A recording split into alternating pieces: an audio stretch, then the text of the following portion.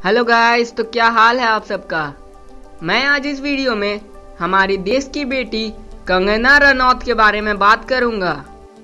ये वीडियो किसी को ठोस पहुंचाने के उद्देश्य से नहीं बनाई गई है। इस वीडियो में बताई गई बातों को आप गहराई से सोचो और फिर भी अगर कोई परेशानी हो तो नीचे कमेंट में बोलो। दोस्तों, कंगना रनौत ने मुंबई पुलिस और महाराष्ट्र सरकार पर सुशांत के मौत के दोषियों को बचाने का आरोप लगातार लगाया था। आप सब जानते हैं, इसके बाद शिवसेना के नेताओं ने इनके खिलाफ पहले तो बयानबाजी की, फिर उनके खिलाफ अशब्द का इस्तेमाल किया और फिर बीएमसी यानी कि बृहन मुंबई म्यूनिसिपल कॉरपोरेशन की टीम ने मुंबई में कंगना रनौत की दफ्तर पर पहुंचे और दफ्तर के एक हिस्से को गिराना शुरू कर दिया। बुलडोजर से जो अवैध निर्माण था उसे गिराना शुरू कर दिया क्योंकि वे कंगना को सबक सिखाना चाहते थे। बीएमसी का कहना है कि कंगना का ये जो दफ्तर है ये अवैध है। बीएमसी ने कहा कि हम लोगों ने कंगना को एक दिन पहले ही नोटिस दिया था और आप अगर गौर करें तो वे अगले ही दिन दफ्तर पहुंच गए थे। हालांकि बीएमसी के कर्मचारियों को मुंबई हाई कोर्ट के आदेश अनुसार रुकना पड़ा। मुंबई हाई कोर्ट ने बहुत ही कड़े शब्दों में उन्हें ये कहा कि अगर इतनी फुर्ती दूसरे कार्यों में दिखाते तो मुंबई की ऐसी हालत नहीं होती। ये पूरे केस को समझकर मुंबई हाई कोर्ट ने ये कहा कि ये जो बिल्डिंग है ये रातों रात नहीं बनाई गई है और ये केस से ऐसा लग रहा है कि बीएमसी के नींद अचानक टूटी है और ये लोग अगले ही दिन बुलडोजर लेकर पहुंच गए। ये जो कार्य है इसे देखकर यह लगता है कि इसे बदले की भावना से किया जा रहा है। दोस्तों, अगर आप देखें तो महाराष्ट्र में कोरोना के एक्टिव केसेस दूसरे राज्य के मुकाबले ज़्यादा हैं। मतलब कि भारत में सबसे ज़्यादा कोरोना केस महाराष्ट्र में ही हैं। ऐसे में महाराष्ट्र सरकार जितनी फुर्ती कंगना के दफ्तर को तोड़ने में दिखाई उतनी ही तेजी कोविड के केसेस को मैनेज करने में दिखाती तो अभी की स्थिति निरंतर में होती।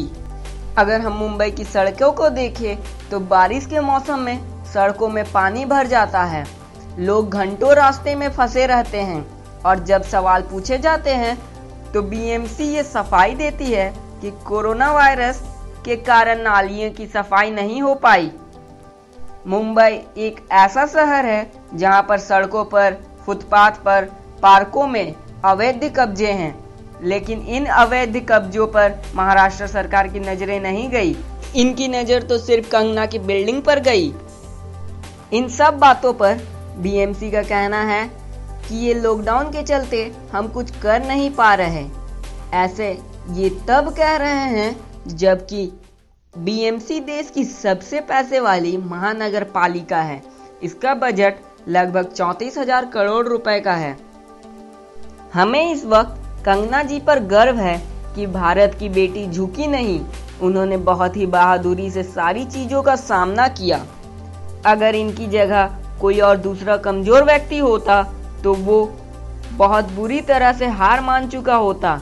वो यहाँ तक कि अपने ट्विटर अकाउंट बंद कर देता और अपने आप के लिए डिफेंस में कुछ नहीं कहता, क्योंकि सालों से ऐसा ही चला आ रहा है। ऊंचे पद पर बैठा व्यक्ति अगर कुछ आम जनता के खिलाफ करे तो वे शांत रहते हैं, कोई पलटकर जवाब नहीं देता था। पर ये अब नया भारत है। यहाँ के हर नागरिक को पता है कि अब हम भी बहुत कुछ कर सकते हैं। हम चाहे तो सरकार बदल सकते हैं और चाहे तो सरकार गिरा सकते हैं। महाराष्ट्र सरकार को अब ये समझ लेना चाहिए कि उनके बुलडोजर ने कंगना रनौत के दफ्तर को नहीं बल्कि उनके सरकार को नुकसान पहुंचाया है। ये सब ये साफ जाहिर कर देता है कि ये सारे लोग करप्ट हैं। एक बात और मैं कहना चाहूँगा कि आपने देखा होगा कि कंगना के समर्थक में कुछ महिलाएं बालिका प्रदर्शन कर रही थी, पर उन्हें जबरदस्ती पुलिस ने हिरासत में ले लिया।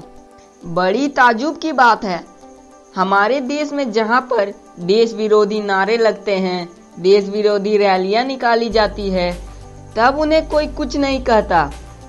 उन्हें रोका नहीं जाता। पर जब एक देश की बेटी को सपोर्ट करने दूसरी देश की बेटी आती है तो उन्हें पुलिस अपनी हिरासत में क्यों ले लेती है। दोस्तों, बड़े बड़े अभिनेता जैसे सलमान खान, जिन्होंने अपनी फिल्म जय हो उसमें यह दिखाया गया है कि समाज में अन्याय अत्याचार दिखता है तो सलमान को बहुत तकलीफ होती है। सलमान उस फिल्म में उसके खिलाफ आवाज उठाते हैं। पर जैसे ही असल दुनिया में जब सारी भारतीय जनता जब सुशांत सिंह के लिए सीबीआई की मांग कर रही थी तब ये चुप थे।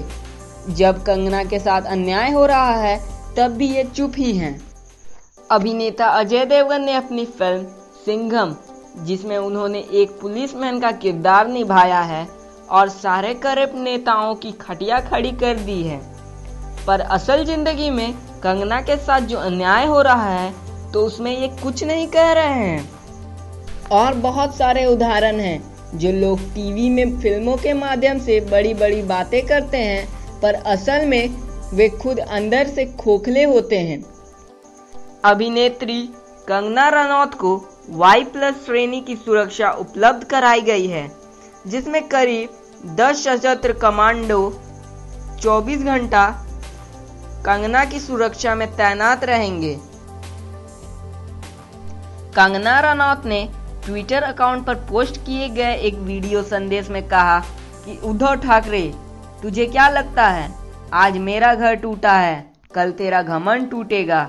यह वक्त का पहिया है, याद रखना हमेशा एक जैसा नहीं रहता।